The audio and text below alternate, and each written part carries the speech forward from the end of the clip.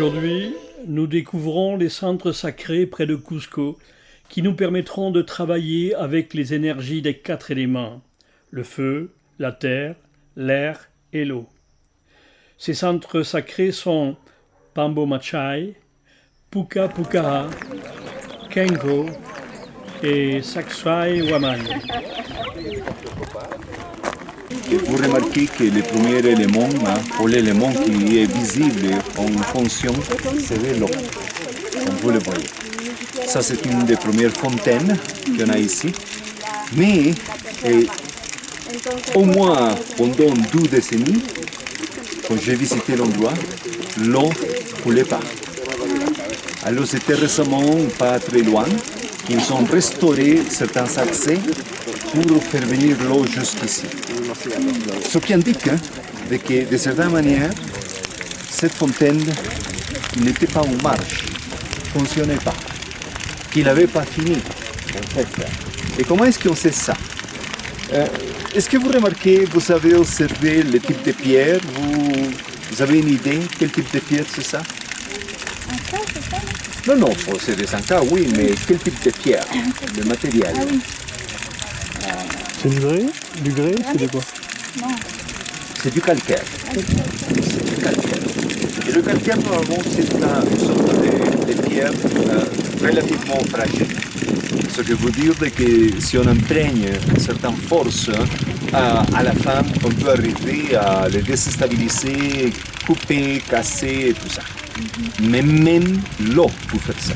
Alors si on laisse couler de l'eau continuellement comme ça, à la fin, ça va éroder la partie par où l'eau touche le rocher. Alors qu'est-ce qui se passe? Nos ancêtres, quand ils faisaient des fontaines, normalement ils ne les faisaient jamais comme ça. Il y avait toujours une sorte de lèvre qui sortait, à tel point que l'eau allait sauter et couler sans toucher nécessairement le rocher même. Parce que l'intention de nos ancêtres, c'était de préserver tous ces endroits pour des générations, pour des siècles, et si possible pour des millénaires. Alors cette fontaine n'était pas finie. Ils étaient en train de la construire. Mais à cause de l'arrivée des Européens, beaucoup de projets se sont arrêtés parce qu'une sorte de nouvel ordre arrivait dans la région.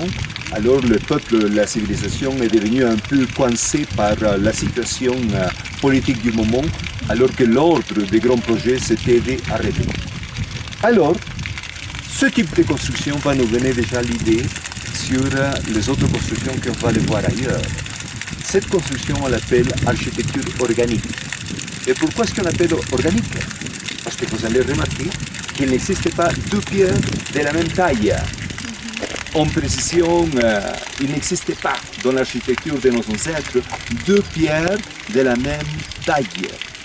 Alors, ce que veut dire qu'ils se servaient un peu de toutes sortes, le rassembler, mais avec des techniques pour créer une seule structure. Et je vais vous expliquer plus tard une des techniques la plus usée pour construire tout ça, sans problème. Alors, on appelle aussi organique parce que nos ancêtres, quand ils retrouvaient des bases, des fondations de ces structures mères, comme le rocher ici, ils ne les touchaient pas. Ils le respectaient, ils se servaient de ça pour adapter. Et comme ça, créer des choses splendides, impressionnantes. Alors, on commence à voir aujourd'hui tous ces centres ici. Alors, je vous invite, simplement pour quelques secondes,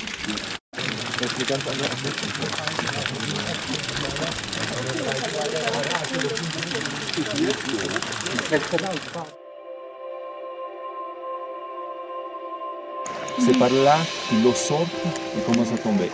Alors pendant des générations, et je dirais des siècles, les gens ne savaient pas l'origine de l'eau. Et dans les années 90, à l'université, une des professeurs, une archéologue, techniquement nous explique comment est-ce qu'elle avait découvert vraiment l'origine de l'eau.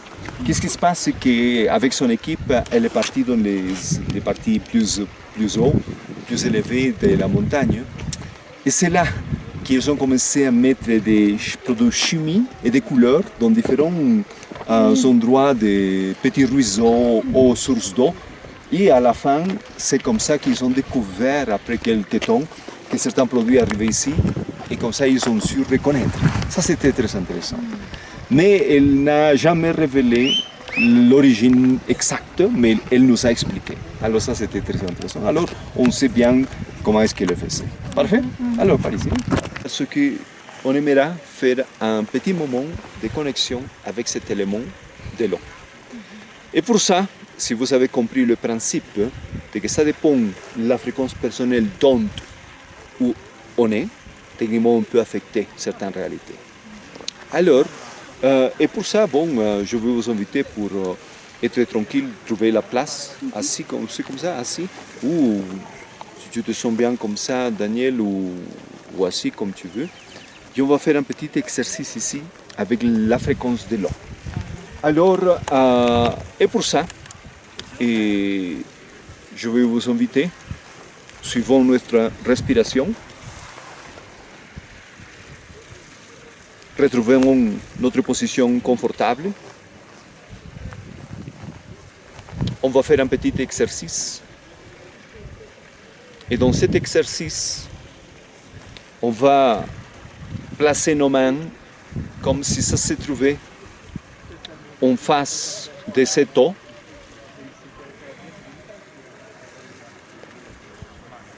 Et au fur et à mesure qu'on respire,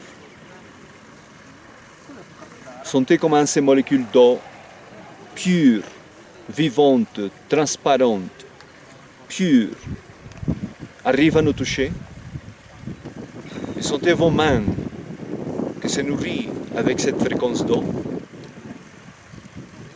Et absorbez à travers vos mains ces éléments de purification. Et ressentez comment ces molécules d'eau cristalline rentrent en contact avec votre sang. Et notre sang se nourrit avec cette force. Et dirigez cette énergie dans votre sang, tout dans votre intérieur. À diriger votre attention, comment le sang circule dans le vent, arrivant partout. Et nourrissez-vous.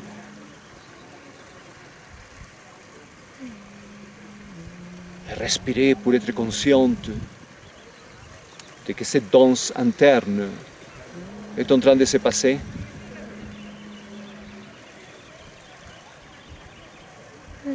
Et ressentez comment votre sang arrive jusqu'à votre cœur. Et votre cœur se nourrit, se renforce en vitalité. Votre cœur devient en puissance, en beauté. Et de cette manière, on est prêt à exprimer l'énergie la plus subtile et puissante de cette énergie d'amour qui se manifeste à partir de notre intérieur.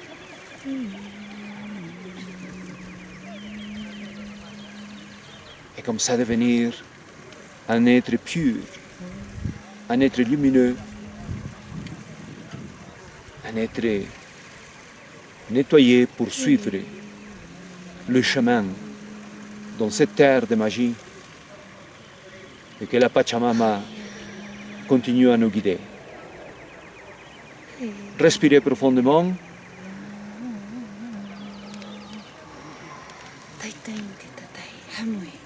Et maintenant, on va amener notre main gauche avec toute cette énergie à l'auteur de notre plexus solaire et notre main droite à l'auteur de notre cœur.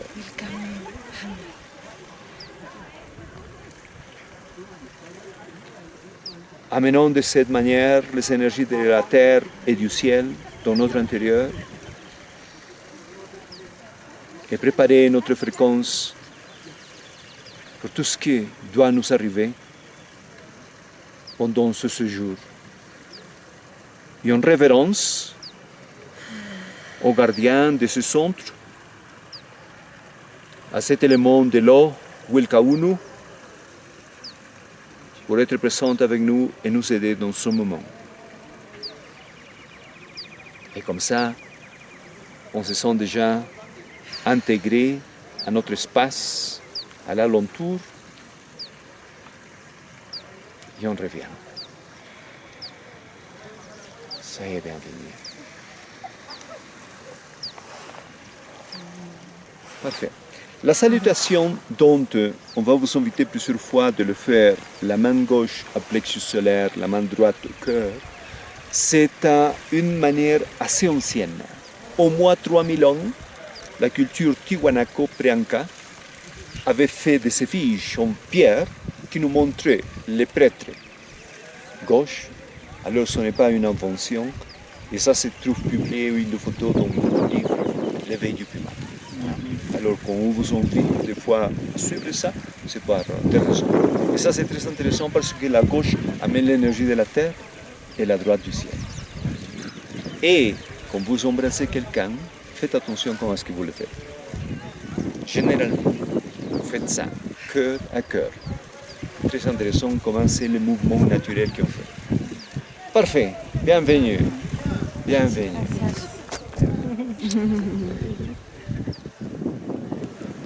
Bienvenue. Alors comment ça va?